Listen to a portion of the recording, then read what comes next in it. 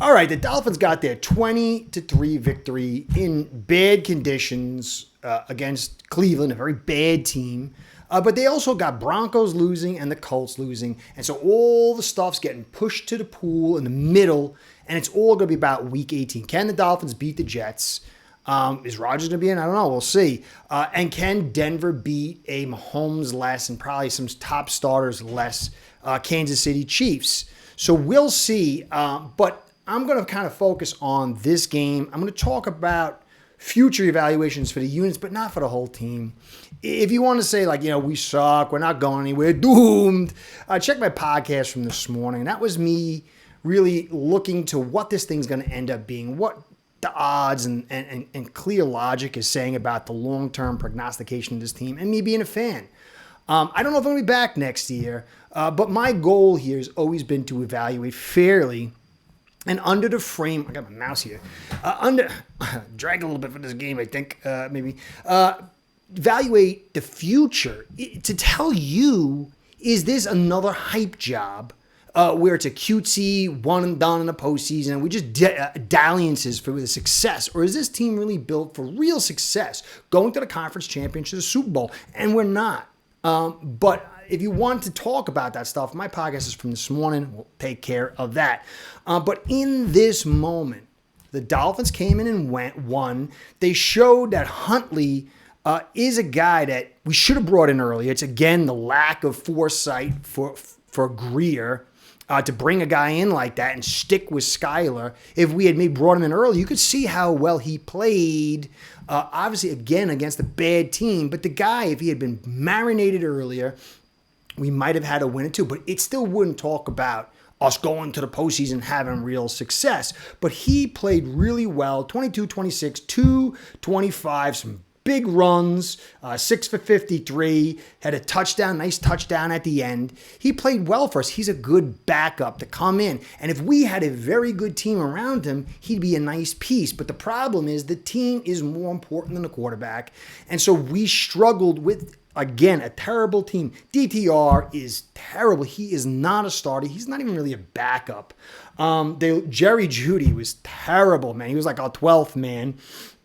Ford went down. He was running pretty well. He went out. And then Njoku was out. And then even Ward, their best cornerback, went out. And so even within that, it was a big fight, close game. And at the end, we kind of blew it out. But you have to give credit to Huntley. He played really, really well for us. Now, McDaniel, you have your GM and you have your coach and you have your quarterback. Those are the three biggest pieces. And then, your unit, as far as units, your offensive line. McDaniel, we had a lot of sloppy. Could you even start a game worse with all these penalties and foolishness? McDaniel, in some ways, it's hard to evaluate him too because you can't run inside. Guys, I'm good at this. I told you last week, we can run, look away. I said, well, look at the matchups are different. What did you do this week in the run game? It was a disaster. So McDaniel had some bad calls. It was very cutesy. Yeah, we had some momentum going after a pick, and he did the reverse deep. And, then we had a 4th and 1. He did a crack toss pitch. These aren't wise, but he understands he can't work the interior. And so McDaniel is just not there yet. And I don't know when he's going to be. I mean, to the point where you can go to a conference championship, where you can go and win a divisional round game. He was okay for a guy that's got his hands tied behind his back, but you can feel there's just not something there. They're not the right stuff yet. I don't know what next year will bring, but I know that he's in year 3 and there's still just flaws to his game. But again, the team was a better team, and they, I think, are in a little bit of a tank. It's just very weird, some of the stuff they did. So McDaniel didn't send a thrill up my leg. He made some bad calls, but you got to continue to evaluate the unit around, the framework around each one of these evaluations.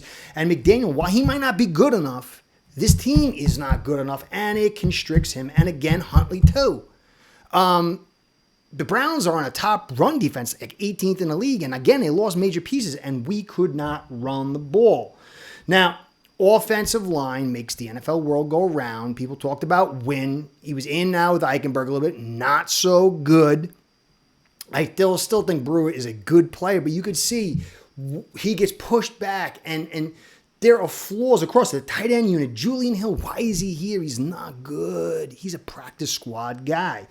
Smythe, not good in the run game. Paul, he's still very raw. He was going against Garrett's, probably one of the best in history. He got beat for some pressures. He struggled a little bit, but I don't think he's so terrible. I think that he's a guy that he needs more marination. And as you set the right framework, I don't know if I even like all these blocking schemes. They're very, very weird in a lot of ways. And I think that all this movement, it can look really good, but it can also break things down. But I think Paul is a guy, although he had a rough game, but when you're going against Garrett, you're going to. Overall, the offensive line couldn't move anybody interior. There was a decent amount of pressures. The tight ends aren't so good except for Jonnu. Now, just imagine if you had a guy like Kraft, who I talked about drafting 2 or 3 years ago, who could block and catch, a bigger guy, and then you had a second, so you could run your 12 personnel with Jonnu, who he's got almost every record just about. He's tied Jackson and Fasano for TDs. He's got the yards record. He's probably going to have the best season of a tight end in the history of the Dolphins. This guy's a beast in the pass game. But in football, it's about your weaknesses, and his complement to these other tight ends and this offensive line doesn't jive. But if we had built correctly and you had added Jonnu, it would have been unbelievable. But you got to give Jonnu credit, and even Greer for bringing him in. But Greer again hasn't set this thing up right. I think it's got to be clear. Browns really. Achane. My concern. We'll get to the running backs. Achane disappeared throughout the game. He had, 10 for 25, 2.5 yards per carry. Now, are you going to say Achane sucks? No, the blocking is atrocious. And Achane disappeared. He was off on the sidelines in the second half. Was he injured, or did they realize, you know what? It's a wet ground. The blocking is not good. Let's save this kid. His skill set's not as good. They brought Mostert in and Wilson, and they had not really much success. Mostert was 6 for 3 for 0.5 yards. We've seen Mostert, 20 touchdowns or whatever he had last. This guy can run the football. Why can't he run the football? Well, Hunt and Connor are not there, and this unit is no good. Teron came out at a bad knee. So we have to understand this whole unit needs to be rebuilt. Jackson, Brewer, I do like Brewer if you can get stud guards. But this unit, you could see how the Browns, they have no quarterback. They were down to light running backs, but that offensive line was able to generate inside and out stuff. And if they had a real quarterback and better receivers, this could have been a real game. But that offensive line kept it close, where on our side, the offensive line hindered us. And people say you talk too much about it and focus on, but I don't know how much more evidence you need. You've got to see it clearly now. It's not one guy. Wynn was in. And what did you do? Nada. But they did enough, this whole offensive unit, because Huntley was able to create yards on the ground. Now, Tua can't do that. If Tua had been healthy and been here, it would have been a blowout, even without the run game, because Cleveland's just atrocious on offense. But if you want to be fair, it's a wet ground. It's very easy to get hurt. If your hip is injured, they probably bet on them beating Cleveland no matter what. They didn't want this kid to really aggravate that critically injured hip from his college season. So maybe it was a way to give it a rest, keep it off this dangerous terrain, and allow him to come in next week. But Tua, again, it's not his choice. He can't help the injury, but he can't control coming in. So the offense really wasn't so hot to trot. And some people want to say whatever, but you've got to evaluate these matchups. Cleveland's no good, okay? So if we go, we've had the easiest schedule of all teams in the league this year, and we've beaten a lot of bad teams. we haven't beaten any good teams yet, really. We can say the Rams maybe a little bit, but they were gutted on the offensive line, and it matters a lot. So, but Huntley carried us. He's the guy who, and Hill shined a little bit. He had some nice posts to Hill, some real nice plays, but they were pretty much gutted as far as that goes. So I think we still can beat the Jets next week.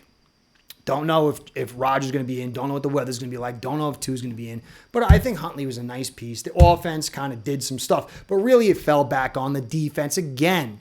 Weaver, I think, to me, I think he's more head coach material than McDaniel. You have to have some cement in yourself, some deep character to kind of lead the situation. And I don't think he's as nervous now because he played the game of football compared to McDaniel. I think he's positioning himself for something. But again, this defense was going against one of the worst offense in the league currently. There were 6 missed tackles, which is not a lot. We kind of cut our missed tackles down. I thought it was going to be more. The rain definitely was coming down. It was wind. So you have to give credit to this unit. They played very, very hard. We had 20 stops. And so with the easier job, Weaver clearly did a much better, had a much better performance with his unit. But I do think if you're looking for a guy to run this team, it would be Weaver over McDaniel. I think it's becoming a little bit more clear. I know McDaniel's a guy that a lot of people like, but I think Weaver's a guy, maybe not for us, but a better option. Anyway, so Calais Campbell had an unbelievable game. I can't believe this guy is that good. He's Hall of Fame, obviously, but at this age, to play the way he's playing, he's all over the field. And you heard him talking how if they don't make it, he gets cut and he wants to go on the team because this is his last season.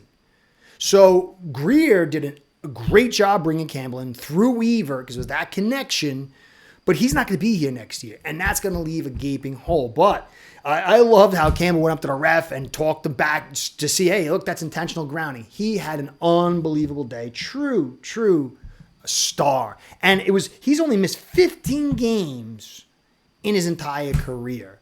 This is the prototype of what you want to have, not all these injury-prone guys or injury history guys. It's guys like Campbell that you want to build your team on. And it's going to be sad to see him go. I call him Calais Campbell, Conan Campbell for a reason. And this guy has outperformed any expectations I have. So we have to tip our hat to him. Brooks, from 3 yards per carry, really talked me into him. And I think he had a better valuation on Brooks than me. I still think Brooks has some flaws to his game, but what he brings to this team as far as leadership, called us soft. So that to me, that shows character. You got to call it the way you see it. You can't lie in life. You can't pretend and massage things. So he brought great leadership. He had a great a day. I love the hit at the end on Strong. Almost, I think he knocked him out. There was a bad penalty on him taking Judy and slamming him down. But Brooks was all over the field. I really love this guy. He is what we need going forward. And he's young. Great addition to this team. Got to tip your hat off to Greer. It's one of the few times you can, though. Brooks, definitely great player. A dumb penalty by Dotson. He had a good day, but that penalty was ridiculous. Interception, then penalty, and all the other stuff. Holland is Holland playing himself out of here because he is terrible this year. He had two missed tackles. He looks very lethargic. And so this was a big piece of what we said Greer was so good. But he has not had a good season for years. He's a free agent. What are we doing there? Are we keeping this guy? I sort of hope not because he hasn't shown much. So it was a very bad day for him today. Ramsey, you don't really have a quarterback that's going to test you. A receiver's going to test you. But he had a beautiful PBU in the block pass in the end zone. He's still playing at a high level. Is he worth the $24 million? I don't know. I think maybe we could have had a lower level cornerback and then spread that money out to other players and maybe we'd had a better team. But for him himself, what he's doing is tremendous. Again, I quote Al because he's a real good guy. He knows what he's talking about. He talked about him eventually moving to safety, which would be great because then he could be a piece that could last for a long time. He could last another 3-4 seasons if that was the case. Sealer was quiet, but I got to go through the film. I'm sure he didn't have a bad game. I'm sure he was being focused on. He allowed all the guys to do well. Kohu had a very good day today, 2 back-to-back good games. Again, not against the stiffest competition, but he's a free agent, but he had a good day. Agba, another guy we brought in cheap. He's going to be back next year, getting a better salary. I don't know. Good day. Chop, not so good in the run game. I think he had like 1 pressure or something. Not terrible. He's growing. He's a very good piece for us. Bonner was in. I got to check the film of him. But when you look at the overall product, DTR is probably the 34th best quarterback in the league. And this team was not, it looked like from a staff standpoint, not really trying to win so much. So what do you really evaluate this whole thing as? It's a great win now. It puts us in a position to go to the postseason. If we go to the postseason, then whatever I've said, my concerns and my dislikes have to be scrapped for 1 week, go to the postseason and see what we do if we get there. It does look like everything's coming back. It's going to be hard to really be excited about next season unless we can get to this postseason and really show something. And by winning, we're going to have to go to Buffalo. And just think about as we enter these next couple of weeks, you take your full season evaluation, you take this evaluation from this game, and next week, and remember, those are lower competition, easier schedule. Next year, we could have... AFC West, I think it's going to be. We had the South this year. Last year, it was last year was the West. And I think maybe it's the North next year. I don't remember. But it's going to be it's going to be the West or the North. And that's going to make it a lot harder. So you've got to look at the games that we've played, the teams we've played, and you have to project these evaluations forward if you're really looking for more than just a now fix. There's always 2 evaluations. And, you got to look for now and be happy. They came through. Let's see what happens next week. Let's see what happens in the postseason. But if it plays out like it's played out in the past, you've got to kind of take this as 3 data points for 3 seasons and to say, hey, look, we've got loads of injuries. Tua has been inconsistent. We don't have an offensive line. We're over the cap. What does this say going forward? I don't think it says a lot, but we have to hold this evaluation. So enjoy today. It wasn't a beautiful win, but it was a win. But next week, it will be all on the table. And I said at the beginning of the season, week 18 against the Jets just felt like it was going to be huge. So let's see what happens next week. Let's see what happens the week after. Let's keep both evaluations in the now and the future. I don't know if maybe some people just want to enjoy the now and the ups and downs, and it's okay if you're not really going for a Super Bowl, you're going for a conference championship. I don't know. For me, that's what I'm about, and I think that's what most Dolphin fans are about, because ultimately, if you're not, you're going to feel disappointed. Now, you go to a conference championship, you're going to feel disappointed, but you could feel somewhat proud considering our history. And going to a conference championship sets the foundation for the next season. Going to the playoffs and getting booted out, it really doesn't at this stage. So let's see how it plays out, guys. Just enjoy life in the moment, and we can opine about the disasters or the greatness after we see what happens with the postseason and how we play there. So not really too much to say. I'll dig into the film. It's going to be tough. There's not a lot of good stuff to dig into, but there is some. I think Brooks and Campbell are nice pieces to look at. If you just focus on them, you could see it's like the beautiful girl or guy or girl amongst the not so pretty people, and you just focus on that, and I think we'll have some fun. So I'll get to coverage this week, guys. Hope you enjoy your week and this win. Let's see how it plays out. Curtis saying, be well, go Fins. Curtis out.